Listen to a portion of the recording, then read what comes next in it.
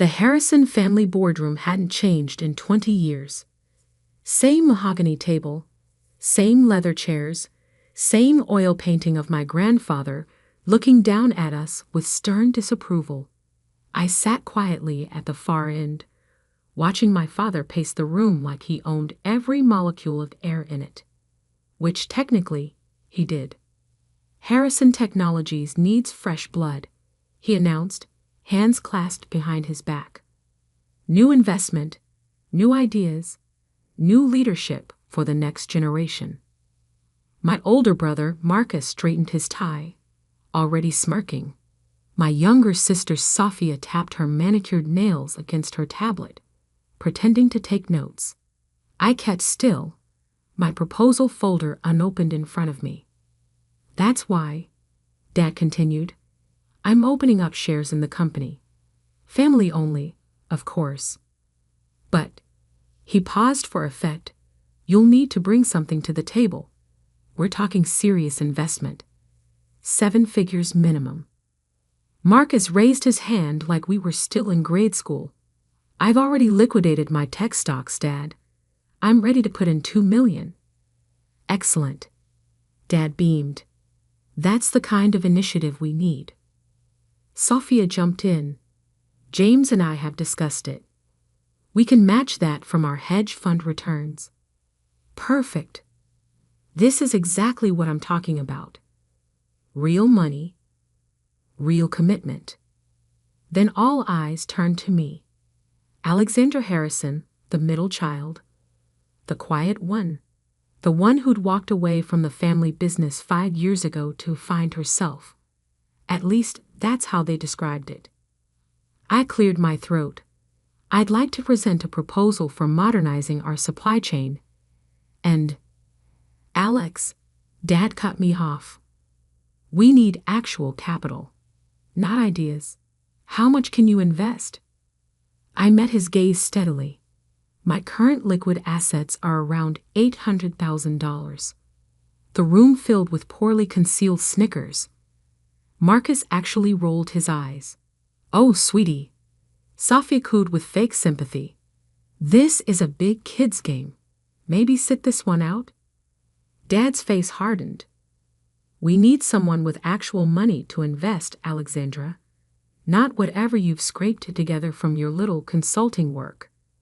I didn't tell them about the other $50 million in assets I'd accumulated, or about the negotiations I'd been quietly conducting with Summit Industries, Harrison Tech's biggest competitor.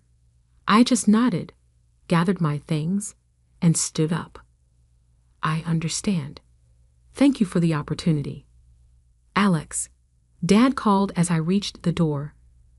Maybe in a few years, when you've built up some real wealth. I closed the door quietly behind me. 2 weeks later, I sat in my real office, the top floor of a downtown high-rise, watching the morning news unfold on multiple screens. The headline scrolled across each one. BUREING, Summit Industries, NNOUNCE, NNEU Aluminiership. My phone started buzzing immediately. First Marcus, then Sophia, then a stream of notifications from family members and business contacts. I ignored them all, focusing instead on the live feed from Harrison Technologies' lobby security camera. Amazing what access you can get when you own a company's main competitor. Dad had just walked in, his usual coffee in hand. He stopped at the reception desk to check messages, glancing up at the lobby TV where the story was playing. I watched as my professional headshot filled the screen, followed by the announcement. Summit Industries proud to announce new CEO and majority shareholder, Alexandra Harrison. The coffee cup slipped from his hand, shattering on the marble floor.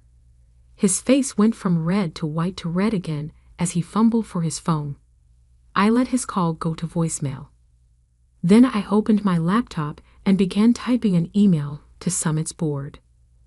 Ladies and gentlemen, as discussed in our previous meetings, Phase 1 of our expansion plan begins today. The first target: Harrison Technologies' main semiconductor contract with Maxwell Corp. They won't see us coming. They never did. Best regards, Alexander Harrison, CEO, Summit Industries. I hit send and leaned back in my chair, looking out over the city skyline. In the distance, I could see Harrison Technologies' headquarters, the building I'd grown up dreaming of running someday. Now I had something better: the power to show them exactly what they'd dismissed. My phone buzzed again. A text from Marcus. "What the hell, Alex? Summit? Are you trying to destroy this family?" I typed back, "No, dear brother. I'm trying to show it what real money looks like." Then I turned off my phone and called my assistant. "Sarah, please inform Summit's PR team we're ready for Phase 2. And get me Maxwell Corp's CEO on the line." "Right away, Ms. Harrison." "Oh, and your father is in the lobby. He's quite insistent about seeing you." I smiled. "Tell security to escort him out. Remind him that as CEO of a competing company, he'll need to schedule any meetings through proper channels. And if he resists, take his picture. We'll need it for the restraining order I'll be filing this afternoon." I stood up, straightening my blazer, the same one I'd worn to that family meeting 2 weeks ago, the one they'd barely noticed because they were too busy counting their own money to see I had more than all of them combined. My office phone lit up. "Maxwell Corp CEO on line 1 for you, Ms. Harrison." I picked up the receiver, my voice calm and clear. "John, Alexander Harrison here. Let's talk about your future with Summit Industries. Because sometimes the best revenge isn't just success. It's success they never saw coming." And I was just getting started. The next morning, Summit Industries stock opened 12% higher. Harrison Technologies dropped 8% in the first hour of trading. I watched both numbers from my private conference room while reviewing the Maxwell Corp contract, now exclusively Summit's, thanks to a late-night negotiation that cut Harrison Tech out of their biggest semiconductor deal. My assistant's voice came through the intercom.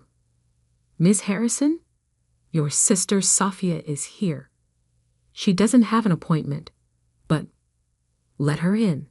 I closed my laptop. This should be interesting. Sophia burst through the door in designer heels and barely contained rage. "What are you doing, Alex? First Summit, now Maxwell? Are you trying to destroy everything Dad built?" I gestured to the chair across from me. "Please sit. You're making my security team nervous." "Screw your security team." But she sat anyway, smoothing her silk blouse with trembling hands. "Marcus is having a meltdown. Dad hasn't slept. Mom keeps crying about family loyalty." Fascinating. I pulled up a document on my tablet. "Speaking of loyalty, let's discuss Harrison Tech's new partnership with Vision Electronics, the one you and Marcus pushed through last quarter." She froze. "How do you know about that?" "I know everything, Sophia, including the fact that Vision is 3 months away from bankruptcy. Their financials are a house of cards, and you tied our family company to them because their CEO promised you and Marcus personal kickbacks." That's not. I have the offshore account records." I turned the tablet toward her. "Would you like to see them?" The color drained from her face. "You can't prove anything." "Actually, I can. Summit's forensic accounting team is very thorough. In fact, they're preparing a full report for the SEC right now. You wouldn't dare. We're family." "Family?" I leaned forward. "Was it family when you and Marcus convinced Dad I wasn't worth including in strategy meetings. When you mocked my little consulting work while I was building a billion-dollar portfolio. When you systematically pushed me out of every decision because you thought I wasn't smart enough, rich enough, or ruthless enough to play in your league. She stood up so quickly her chair toppled backward. What do you want? Simple. Harrison Tech cuts all ties with Vision Electronics immediately. You and Marcus resign from the board, citing personal reasons. In return, those financial records never see the light of day. That's blackmail. No, dear sister, that's business. I opened my laptop again. You have until 5 p.m. to decide. After that, the SEC gets an anonymous tip. Dad will never agree to this. Dad doesn't have a choice. Summit now owns 30% of Harrison Tech's supplier network. One phone call from me, and your production lines stop tomorrow. She stared at me like she was seeing me for the first time. Who are you? I'm the sister you should have been paying attention to. I pressed the intercom. Sarah, please show Ms. Harrison out. And send in my M and a team. We have a busy afternoon ahead. After Sophia left, I pulled up the family photo from last Christmas. The last time we'd all been together. Me in the background, quiet, watching, planning. Them in the front, loud, confident, completely unaware that I was about to change everything. My phone buzzed. A message from Marcus. Whatever you're planning, stop. We can talk about this. I typed back. Like you talked about the Vision Electronics deal. Check your email. You have 4 hours. Then I opened the file marked Phase 3 and began reviewing the next step in Summit's expansion. By the time my M and a team arrived, I had already identified 3 more Harrison Tech contracts ready for acquisition. Because this wasn't just about revenge. This was about showing them exactly who they'd underestimated. And I was just getting warmed up. The afternoon news would announce Summit's latest acquisition, a small but crucial chip manufacturer that supplied 40% of Harrison Tech's components. Dad would see it during his usual 3 p.m. coffee break, the same coffee he dropped this morning. I smiled, imagining his reaction. Sometimes the quiet ones aren't quiet because they have nothing to say. They're quiet because they're waiting for the perfect moment to speak. And my moment? It was just beginning. At exactly 4:58 p.m., 2 minutes before my deadline, the resignations hit my inbox. First Marcus, then Sophia, both citing personal reasons for leaving Harrison Technologies board. I forwarded them to my legal team without comment. Then came the call I'd been waiting for. Alexandra. Dad's voice was rough, tired. We need to talk. My office. Tomorrow morning, 9 a.m.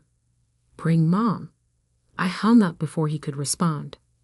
That night, I sat in my penthouse reviewing old family videos. Christmas mornings where my siblings' gifts dominated the frame while I opened books about business strategy. Board meetings where my raised hand was ignored. The day I graduated top of my class from business school, and they all left early because Marcus had a more important client dinner. I'd recorded everything, not for nostalgia, but for motivation. At 8:55 a.m. the next morning, they arrived. Mom looked like she'd aged 10 years overnight. Dad had traded his usual commanding stride for something closer to a shuffle. They sat across from me, 2 people who'd once seemed larger than life, now looking small against the backdrop of floor-to-ceiling windows. The Vision Electronics deal is dead, Dad said without preamble. And your siblings have resigned. Yes, I know. I pulled up a presentation on the wall screen. Now let's discuss Harrison Technologies' future. Our future? Mom's voice cracked. Alex, you're destroying us. No, Mom. I'm saving you from them. I clicked to the first slide. Detailed documentation of Marcus and Sophia's kickback scheme. They were bleeding the company dry. Vision Electronics was just the start. I have evidence of at least 6 other deals where they took personal payments to push through contracts that hurt Harrison Tech. Dad's face went ashen. That's impossible.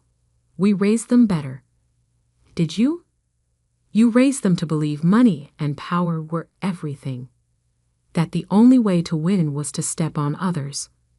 The only difference is, they turned those lessons against you too. I clicked through more slides, offshore accounts, secret meetings, forged documents. With each revelation, my parents seemed to shrink further into their chairs. Why show us this? Mom whispered. Why not just let the SEC handle it?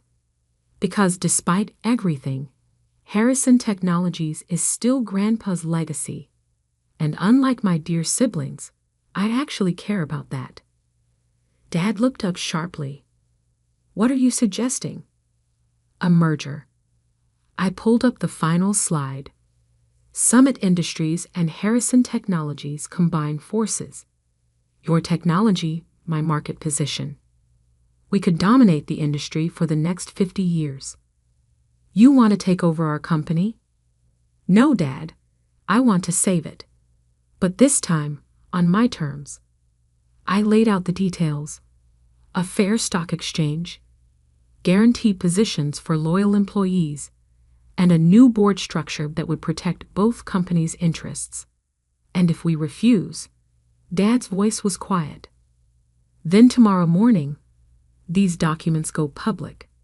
Harrison Tech's stock crashes. The SEC launches an investigation, and everything Grandpa built ends in scandal. Mom started crying softly. Dad just stared at his hands.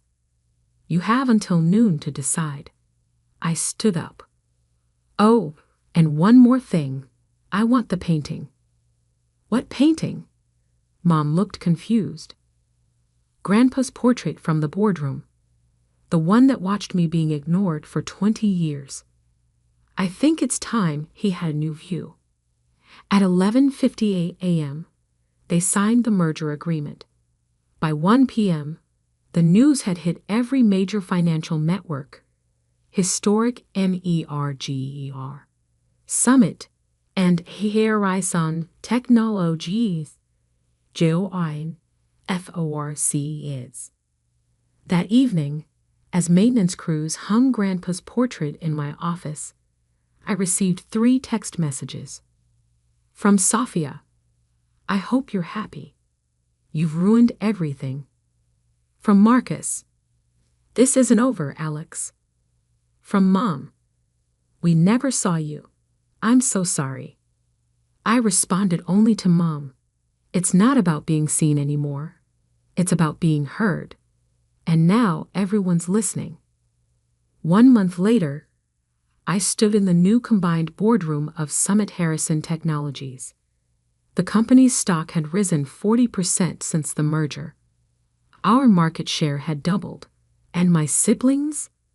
Last I heard, they were trying to start a venture capital firm.